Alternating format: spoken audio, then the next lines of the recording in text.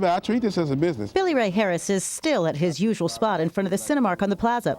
After all, he hasn't received the money yet. I got to survive until then. But what the series of stories about his good deed has given him is more valuable than money. So people are actually beginning to see and hear that, I mean, I'm not as stupid or dumb as they thought, And, that makes me feel good. Now they're trying to look at me with a little more respect.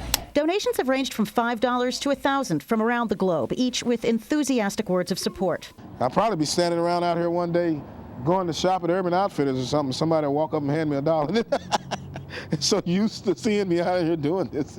But a windfall after a life like his can be problematic. God bless you. It's scary if he does not have someone that is guiding him. Gail Byers is a counselor at Linc, a charity that gives homeless people apartments and guidance, equipping them for a transition. With a lot of changes comes a lot of challenges, okay? But if you got someone to walk that journey with you, it's a lot easier. And that's something Billy Ray Harris has going for him. One of the nice things about it being a 90-day campaign, even though initially I set the goal for 1,000 and it became much more than that, was that there's all this time to really let things fall into place, think things through. Bill Krejci is not just the fund sponsor, but also part of Billy Ray's support team. And he's went out and helped me get some stuff for my bicycle. He went and helped me get my ID. There's no doubt in my mind, this is just the beginning of the goodness, right?